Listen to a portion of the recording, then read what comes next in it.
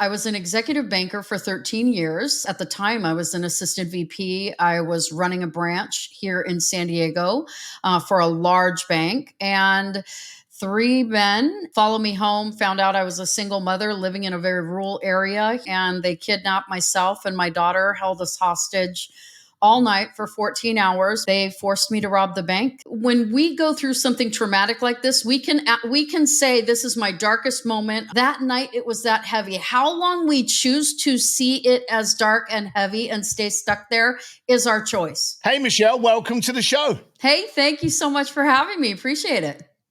Now, for anyone that doesn't know, we know each other. We're buddies, all right? We've been around the circuit, entrepreneur events, and we've always bumped into each other because either I've been a participant or I've been speaking at an event that you've been doing all the media for, the videos, the recordings, the photography. And I got to know you from that. And of course, we went out, and there may have been a couple of old fashions consumed during our relationship. Possibly. But then I found and discovered a new layer of you. And you're an author. Now, I don't want to lay that down as kind of like dramatic pause. Whoa, I never thought you were capable. But you've got a story.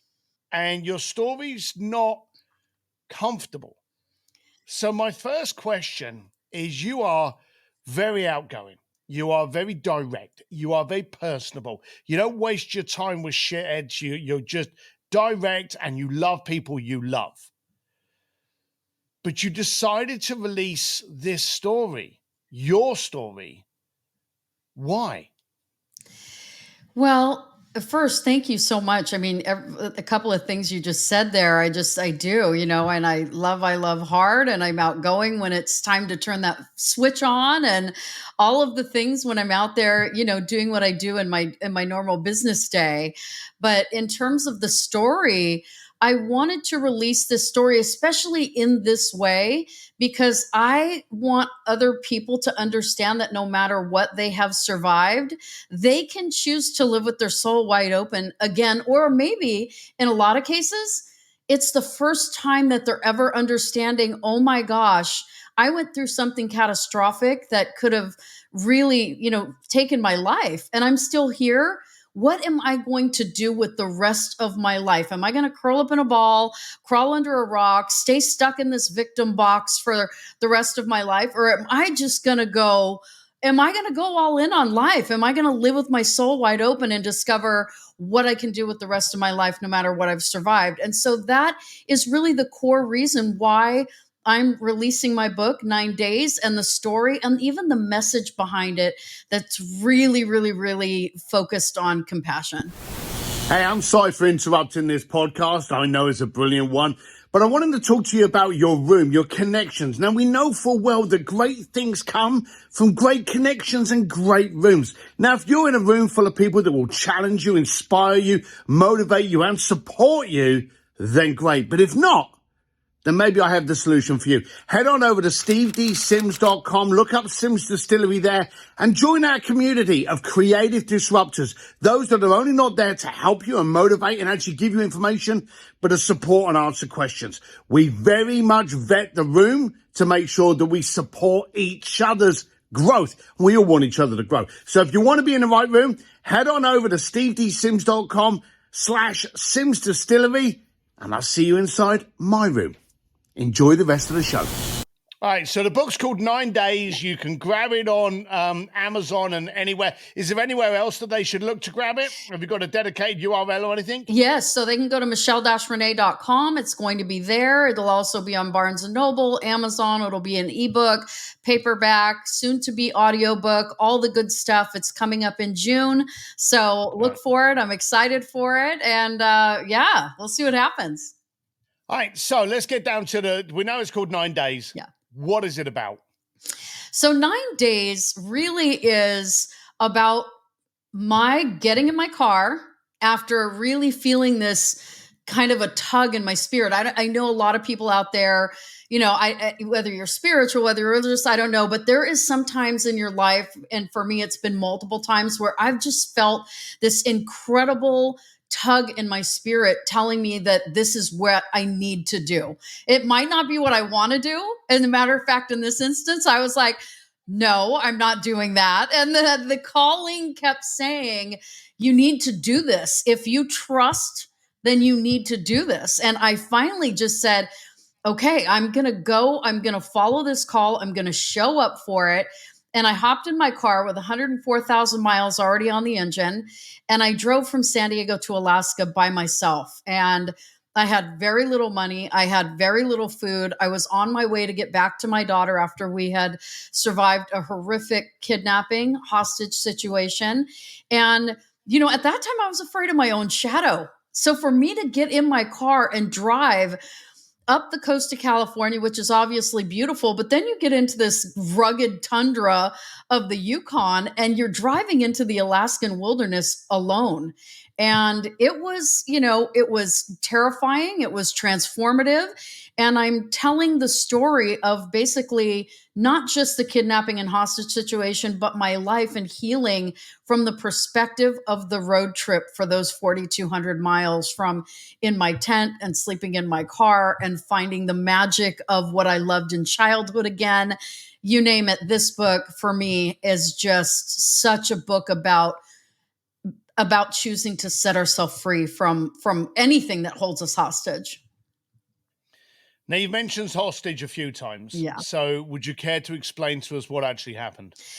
Yeah, I mean, I was an executive banker for 13 years. I was at the time I was an assistant VP. I was running a branch here in San Diego for a large bank, and three men and actually a woman as well. They decided to concoct this plan to follow me, stalk me, follow me home. Found out I was a single mother living in a very rural area here in northern San Diego. And they broke the door to my home down and they kidnapped myself and my daughter, held us hostage all night for 14 hours, put bombs on our bodies, put guns to our heads. And in the morning, they took my daughter from me and put her in a closet, and she was duct taped, and they forced me to rob the bank. And if I didn't follow everything to the letter, then she would be murdered, and then I would be I would be next, is what they said. Wow. Yeah. And then after that, you decided to go for a drive?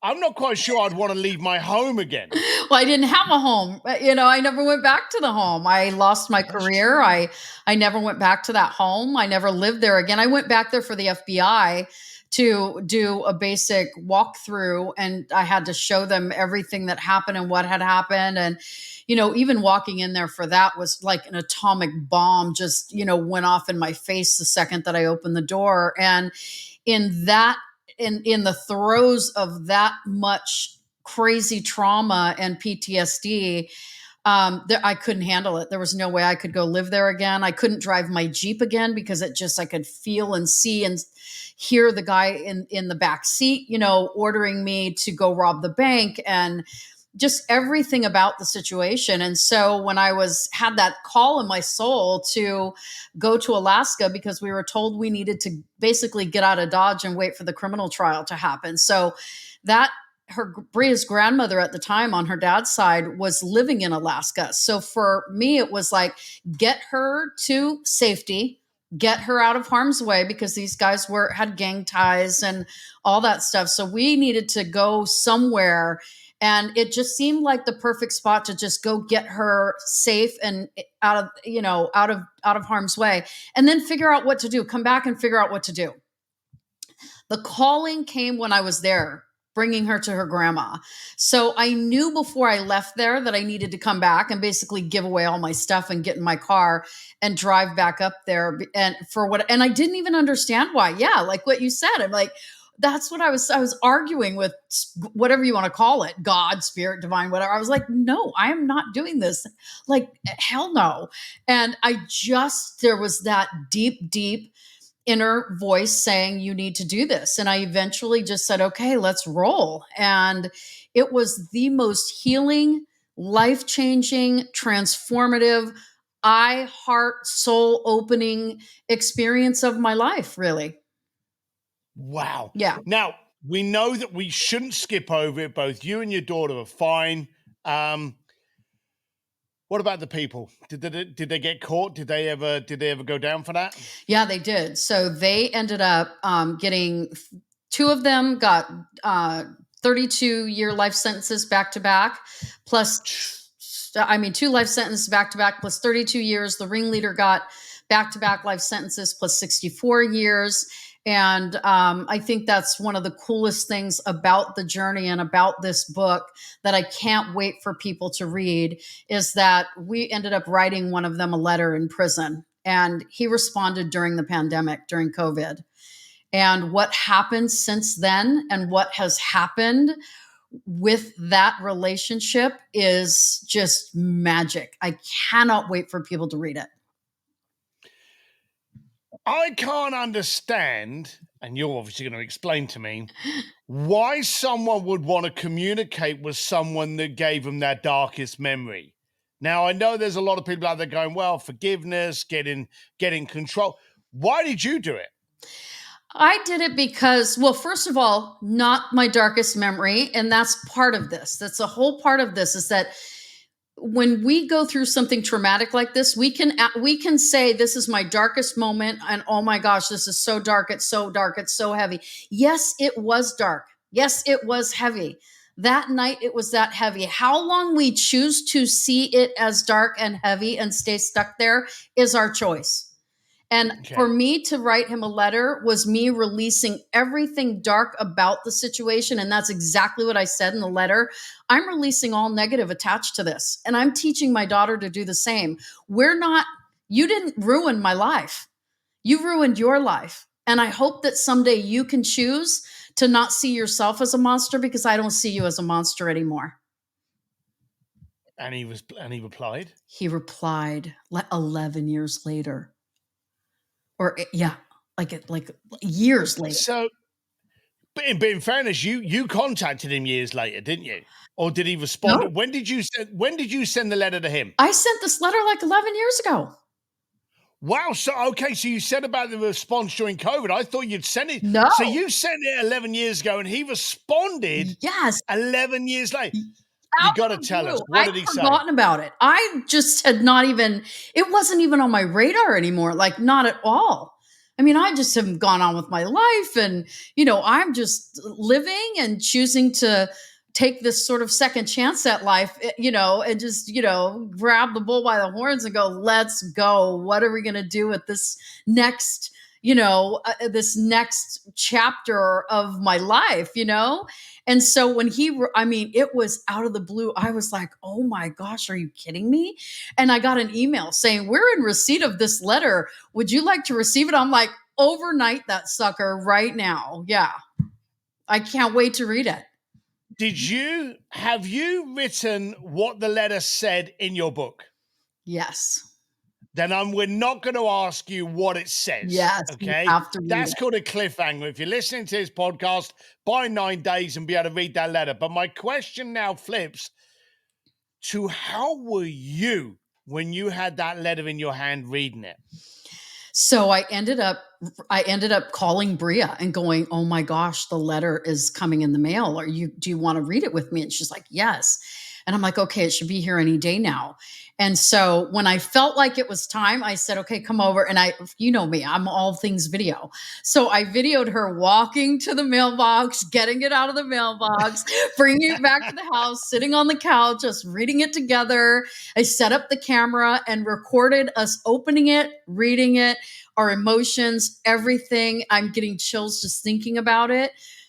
I was so emotional. I could not believe what I was reading. And I will say that I cannot believe that the letter we chose to write to him, what that did to him, for him, is just magic, really.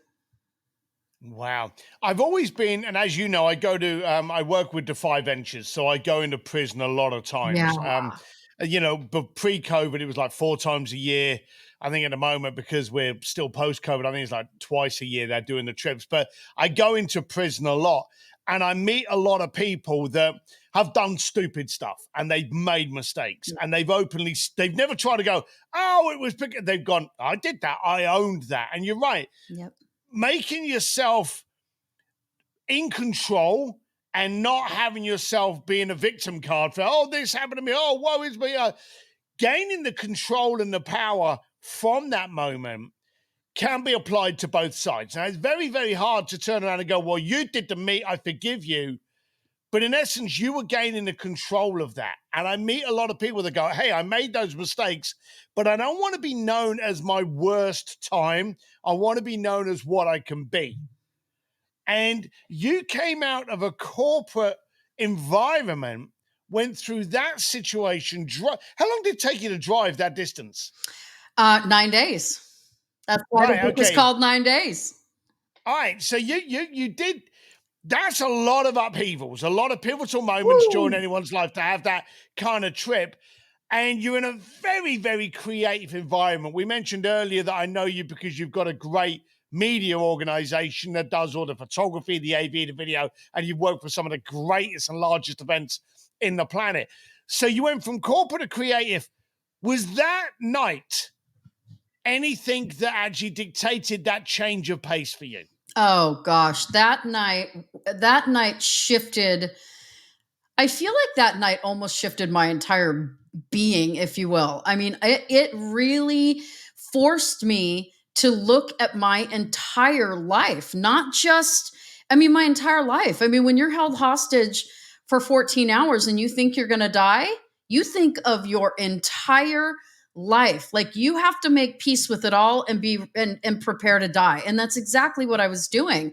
And what was interesting is on that trip to, of course, I was in trauma and I was angry for a while and I was confused and hurt and broken and so many things, right? And then I'm having to parent a child that I've never known before. The child before that night and the child after that night were two completely different children. I mean, I had to learn how to deal with my trauma, parent her through her trauma. It was a lot, but on this road trip, to answer your question, that thing just broke open Pandora's box. And when I hit the road, after so long driving on the road, which some of those days were 14 hours driving because I had a deadline, I had to be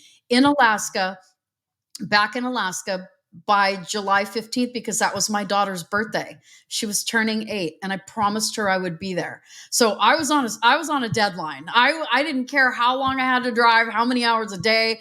I had to be there for her, right? And on that trip, I started wondering about who these people were who did this to us before they took a wrong turn. These are somebody's kids. Could be somebody's dads, brothers, uncles, whatever. What happened to them to make them make such a decision to destroy their lives and attack a single mom and her child like this? I really started to think about them with compassion leading instead of anger or hatred or any of those types of things. And I think too, what my hope is that the people that you're talking about that you go see in the prisons and stuff, I hope they start to think that way too. Like I hope these guys started to think, who was Michelle beyond just this vehicle to get us this money out of the vault? That we used her as a means to an end, and we basically destroyed her life as she knew it and her child's life as they knew it. Like I hope they start to think of me in that way too. Like who was she? Because I ran away at 15. I grew up in a really violent home. I've been through a lot in my life. I dropped out of high school. I made it in banking without a high school diploma, just working my tail off. So the fact that they never, I hope they go, wow, she wasn't this, what they called me that night over and over again, a spoiled, excuse my French, but a spoiled white bitch. That was the furthest thing from the truth. What I hope they understand and everybody understands is that we had more in common than they ever knew. I grew up with violence. I ran away. I dropped out of high school. I did drugs for a long time. And I eventually walked away from all that at 20 years old and knew that that was not how I was going to end up, and made different choices in my life. But it doesn't mean I look at people who have had a tough life and I judge them. I've been there. I've literally been there. And so I hope they start to, and other people start to think of me too as somebody who, is more than what you said in the beginning, is more than my past, or more than my mistakes, or more than, more than even this crime or this book or whatever. We all have so many layers and so much to offer. And I just think we need to start opening our eyes and looking at people with deeper compassion and perspective. How old was Bria that night? Bria was 7.5. Right. So can she remember much of that night? All of it. She remembers it all. And she's still a young lady, but how do you feel that she reacts to people and environments now? We've done so much healing. We went through PTSD therapy for about 2.5 years. And Good. that's one of the things that was concerning to me, that how is she going to respond and have relationships with men? Because she was grabbed, shoved to the ground, a gun to her head at 7. We lost her dad to drugs and alcohol. He abandoned us. And so I was already getting, after this, starting to think about, oh my gosh, I don't want her, to struggle with her relationships with men and trust and all of those types of things. So I immediately, this was probably a few weeks after what happened, my brother Dave actually said, you are so stressed out, like you need a massage. And in my mind, I thought, I need to introduce Bria to it as soon as possible. I need to switch and reframe the way she thinks about people touching her, and get her a massage, and start dancing in the living room to disco music, and only putting, funny comedy shows on so that we can begin to hear our own laughter again. And we got a kickboxing bag, and we literally pinned like a mask with eye holes cut out in it, like what they were wearing. And we beat the crap out of that thing and screamed at it. And my therapist came up with some of this. I instinctively thought, I just need to do whatever I can to get this out and get it out of our body and give it a destination outside of our minds and our bodies, so that we could heal and become healthy people again in the world, and not run around being angry and bitter, and me running around the house saying, I hate them, they're monsters. Like, I didn't want to raise her that way. That would have created a monster. So yeah, today she's remarkable. We still have some PTSD. We still have triggers. We're aware of them. We feel them coming. We know exactly how to handle them when they do hit. I had, and there's a lot about this in the book too, about overcoming the PTSD. But I mean, I had a trigger recently, and I was staying at a friend's in Santa Fe, and I was in the middle of the woods by myself in a cabin, pitch black. It's storming. There's noises and crashes. And I had to talk myself through that, going, you're safe. You're totally fine. It's just the wind, or it's just this, or it's just that. I still kind of have to talk myself through certain situations every once in a while, because that PTSD, rears its head every once in a while. And she does too. I have to admit, I had a big grin and a kind of smirk when did you say it was your brother that say you are stressed, you need a massage? Yeah. So you've just gone through a traumatic experience, and his remedy was to just get a rub. That's funny. That is true story. I think what I like is that we try, and you're a very powerful woman. I know you. I love you. You're a dear friend. You and your daughter, we've worked together. We work side by side. I've had you at my event, so we know each other. And your son is my favorite pool shooting buddy, besides my best friend, Christy. Yeah, I know exactly. So we're all in the same families. But the situation is, I like the fact that we're in environments with powerful, successful people. Yeah. But as powerful, successful people, we think we have the answers to everything. Entrepreneurs think, well, I was successful here, I'm obviously successful everywhere. The power is in knowing when you're not. Yeah. The power is in knowing that, hey, I got a problem here. This needs to be fixed. Otherwise, it's going to be an eternal hurdle that's going to become a concrete wall that I'm never going to get through. You noticed very early on and recognized, hey, I went through this situation. I am in control of getting myself over it. I've got PTSD. I've got to go and get therapy. Yep. I've got to know how I was spent. You are in control of you. And today, we're very scared of being vulnerable. We're very scared of recognizing our problems and going, hey, I got an issue here. I've got to do something about it. Is this book going to help people go, hey, it's not a weakness to recognize a weakness. In fact, it's quite the opposite. It's a strength to recognize what I'm not good at and to be able to fix that. 9 days will 100%, in my opinion, help people understand that their recovery and their healing they are in control of that. And that's a big part of this too. A lot of people like growing up. I didn't have control over my environment growing up. I didn't have control over what was happening there. I didn't have control over my husband's drug addiction and what happened there. I didn't have control over what happened with this kidnapping situation and what they did, but I have control over how I'm going to respond to it. I have control over what questions am I asking myself when I survive these things. I'm not asking myself, why me? Why me? I'm asking myself, okay, what next? What am I meant to learn? Not focusing on what I've lost, but what have I gained? What can I gain from this? And not only that, how am I going to model recovery for my daughter and other people in my family or whoever else is even paying attention for a moment?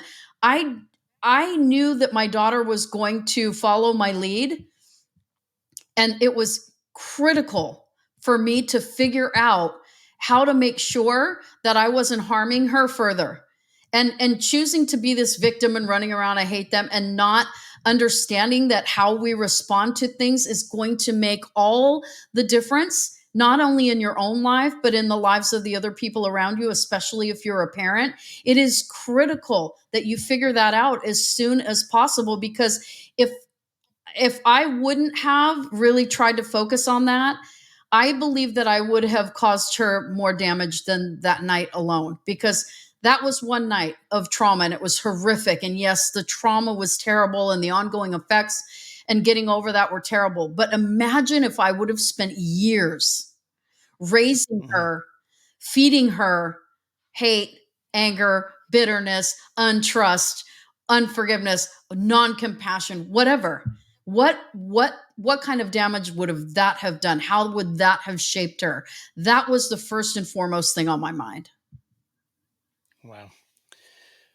9 days. 9 days. By Michelle Renee. She's here. She's telling you that it's going to help you. You can grab it on Amazon. Michelle-Renee.com. Is that correct? Yes, Michelle-Renee.com. We're going to put the links in the bottom, but go and grab 9 days. Let it help you recognize your weaknesses. A friend of mine, Dan Sullivan, said, if you focus on your weaknesses, you end up with some really strong weaknesses unless you handle them. So thank you very much for being the strength you are. Thank you so much for being the light of positivity. Aww. You are. You really are. So I look forward to crossing paths, and thank you very much for being on the show. Thank you. Thank you so much. Bye.